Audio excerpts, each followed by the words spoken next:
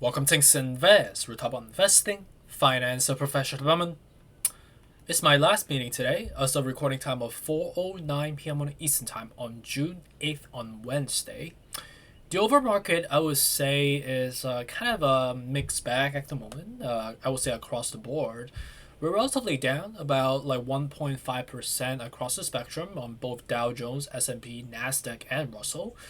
The VIX is kind of levitating as well, down about 0.04%, so not really doing much. And with respect to overall crypto market, I would say it's an alignment of interest as well. Seems like investors are being a little bit more cautious, gauging the chances of a recession or some sort of economical slowdown going forward, right? And I would say across the board, we are still gliding the same level that we've identified so far. So on a technical perspective, nothing has really changed compared to our verbiage that we talked about earlier this morning. We're still in between levels of 1860 versus 1700, right? And before I do that, let me just go into some of the stocks, right? As you can see clearly today, a lot of the Chinese stocks has been surging and looking just like BABA as a bonus for you guys. It seems like the technicals has really came true with respect to the reverse head and shoulder pattern, that this head, this shoulder confirms into a pump, obviously being triangulated with the media on pumping BABA specifically. But this is classic trend on indicating a bullish trend on this classic reverse head and shoulder pattern. And at the same time with this golden cross crossing up, at the same time surging up all the way to 71 out of 70 at the moment. So relatively overbought.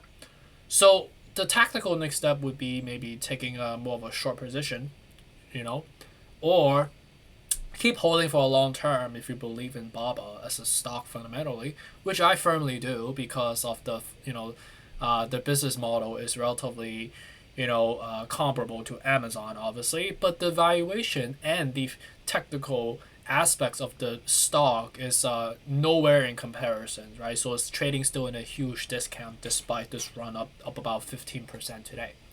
Then I would say NEO is reporting earning tomorrow.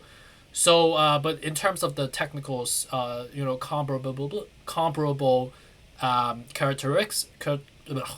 comparable characteristics, we're trading in a similar fashion, right? You could see that there's a head, a shoulder, and a shoulder. So a surge, post the earnings call later tomorrow. I believe they report earning tomorrow afternoon or in the morning. Please check me on that one. Should indicate a surge all the way back up to around $24. So that's my bonus on the Chinese stocks, if you may, in case you want to know. But with respect to Ethereum, we're still in between levels again, right? And ultimately, we need to cross down on the MACD front and then cross up, knowing the fact that every single time you got up to be about 45, you got canceled out. So ideally, coming down to 1700 all the way to 1650, all the way to 1550 is more logical than keep going up from here, okay? So Bitcoin is at 30,150 right now. So ideally crossing down on the MACD front to be somewhere around like the 28,500 all the way down to the 27,600 would be more logical to allow for the market to recuperate, cross down, and then cross up from there. Knowing the fact every single time we get above to somewhere around like 31,500, you get canceled out from there, right? So something to look out for. That an ominous sell-off is looking like it's foreshadowing as we speak at the moment.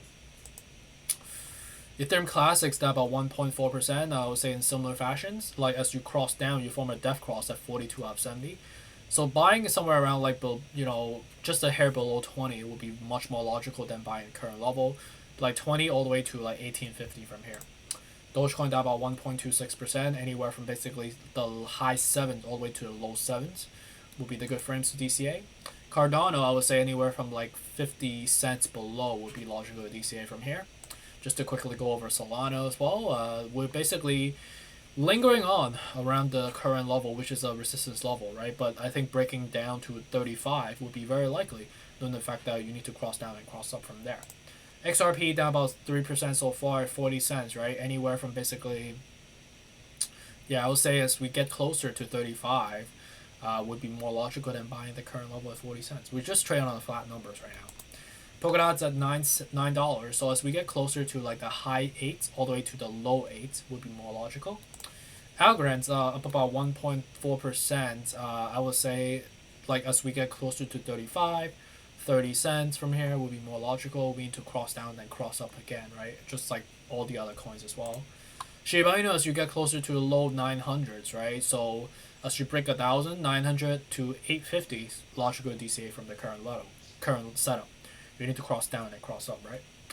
And then for MATIC, down about 1.6%. I would say as we get closer to like 55, 50, 45 from there will be good level of DCA. Again, need to cross down and cross up, right? Lastly, for AVAX, down about 2% so far, $24. I would say as you get closer to like the 22 lower levels, like all the flat numbers would be more logical. Ultimately, to cross down and cross up from there for us to replenish the bullish momentum, right? So appreciate you for dropping by again. It's a relatively quicker one than usual. But as a reminder, I'm going to be out tomorrow because I have a conference to attend. So I'll be out the whole day. But if you have any questions, just like reach out to me on my Patreon. I'm relatively responsive.